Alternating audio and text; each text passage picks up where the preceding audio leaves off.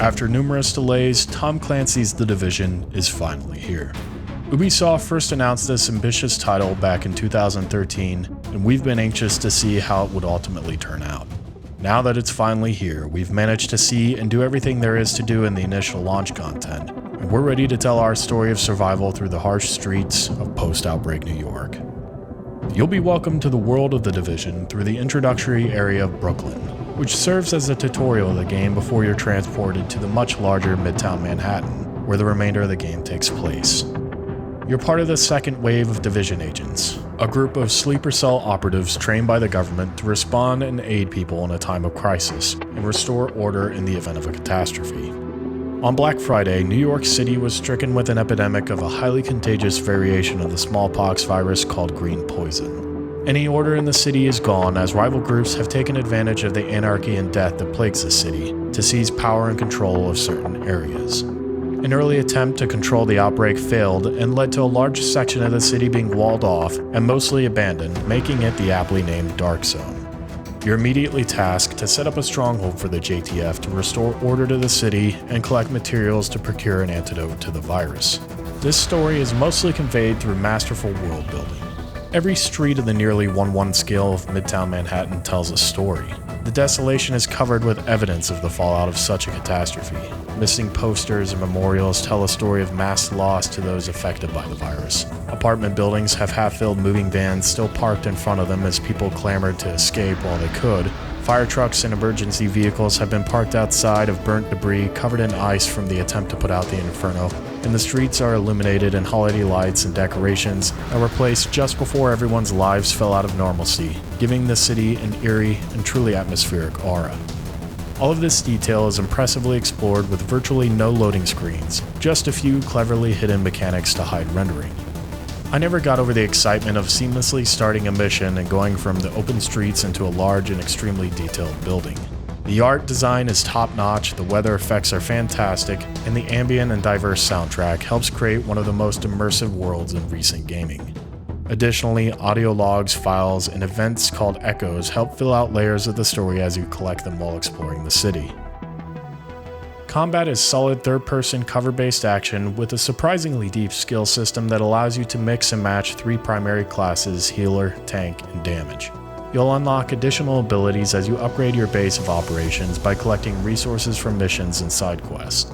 You're pretty limited with how many you can use at a time, so you'll see a large variety in what people go with as there are far more skills to use than can be equipped, but you can change this at any time. Collecting gear and weapons is pretty standard for an RPG. Different gear will increase various stats and abilities that will better suit a style of play, and you'll get plenty of it to choose from through buying it from vendors, dropping off enemies, finding chests from exploring, or mission rewards. The Division does an extremely effective job of building a strong foundation for the title to expand upon. The major drawback is that it doesn't quite do much more than that. While there's easily 20 to 50 hours of content right now, that's a little bit light for a game of this type, which falls within the semi-MMO shared world genre. The game world is divided into 3 primary area types. There are hub areas and safe houses that allow you to see and inspect other players who are in the same area. There's the Dark Zone, which is a fantastic shared area that occupies roughly 25% of the city that serves as the truly standout feature of the Division. And then there's the instance PvE area of the city where you and your group can work together in your own instance of Manhattan, completing missions and side quests. While it'd be nice if more areas offered more player interaction, I understand the decisions that went behind this, and the change in pace and tension when entering the Dark Zone makes it much more significant. While the mission areas are extremely well done, and if you want to actually have fun, play them on hard while leveling up. Warning, entering Dark Zone. The Dark Zone is where you'll find the best rewards and best entertainment. This area of the city has been hit harder than the rest of Manhattan, and it shows from its distinct art style and foreboding calm. You'll face very powerful NPCs that patrol the area as you explore, and in addition to that, you'll frequently encounter other players. While they're not marked hostile at first, you can decide to work together, ignore each other, or kill one another in an attempt to take any contaminated gear that they may have. As you explore the Dark Zone, you'll find these items about, and they can be lost if you're unable to extract them via helicopter before dying, leaving them on the ground for anyone to take if you can't get them back yourself. Starting an extraction notifies everyone in the immediate area that you're doing so, creating the opportunity for others to initiate a conflict with you while you're waiting for the helicopter to arrive. These moments are extremely tense and satisfying, offering a hardcore mechanic that few games even attempt anymore. If you decide that you'd rather be predator than prey, you'll become wanted and marked on the map for other players to try and kill to collect your bounty, which escalates as you continue to prey on other players. And while there is a penalty to dying as you'll lose Dark Zone XP, money, and items, those penalties are amplified significantly if you die while wanted. However, you'll be rewarded if you survive your bounty, so there's incentive to be antagonistic towards others, but its steep penalty can make it a daunting risk-reward system to opt into. There are a few bugs that we encounter that can be problematic, such as not being able to zoom in with a scope, which actually seems to have been patched, getting stuck, or collectibles registering already collected, keeping you from 100% completion. There are also several design choices that are inexplicable, such as Dark Zone level requirements for weapons and chest rewards from level 30 Dark Zone chests. We played the Dark Zone every level bracket so that our Dark Zone level and primary level would stay fairly consistent with one another. While leveling, we found level 10 chests that would contain 2 blue quality items and tons of level 30 chests that we couldn't open at the time. When we finally could open the level 30 chests, we discovered they had the exact same gear as the level 10 chests, making them completely useless, as we were completely geared in purple and gold quality items by this time. Also, almost anything worth buying has very strict DZ level 30 and 50 requirements, making them all obsolete by the time you actually reach a high enough level to buy them. Hey, stupid! Over here!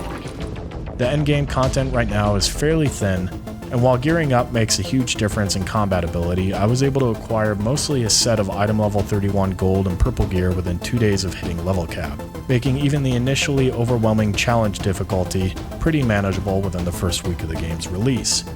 Agent, my people say the threat has been eliminated. I thank you, my guys thank you, and the people of New York fucking thank you.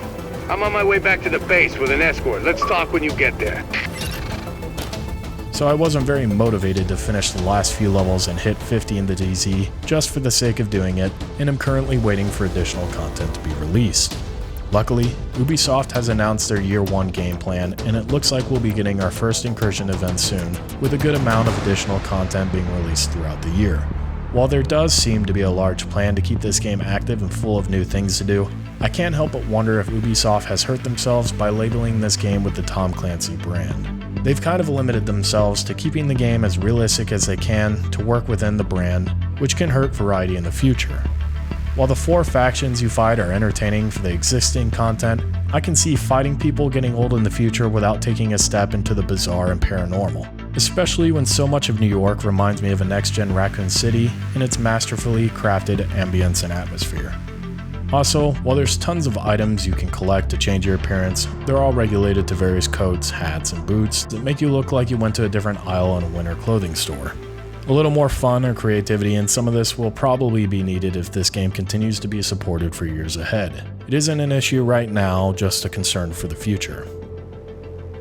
The Division, for the most part, lives up to our expectations, with parts of it exceeding it. The destruction of Midtown Manhattan is surreal and haunting. I don't really think they could have done a better job in capturing the feel of the city any better within reason. The Dark Zone is terrific, creating a constant sense of paranoia and tension, and the main missions are exciting to play through on hard and create a great leveling experience, but the trivial nature of the side quests can get a bit tedious.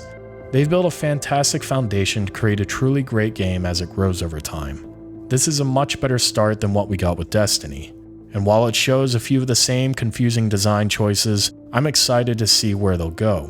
Ubisoft Massive has crafted something special here, and it's expanded what I think I can expect from multiplayer experiences moving forward.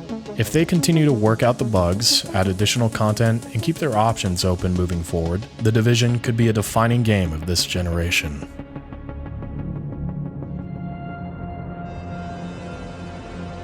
Now, my virus is going to do what nature's always done. Decide who lives and who dies. And if nature decides I die, then I die.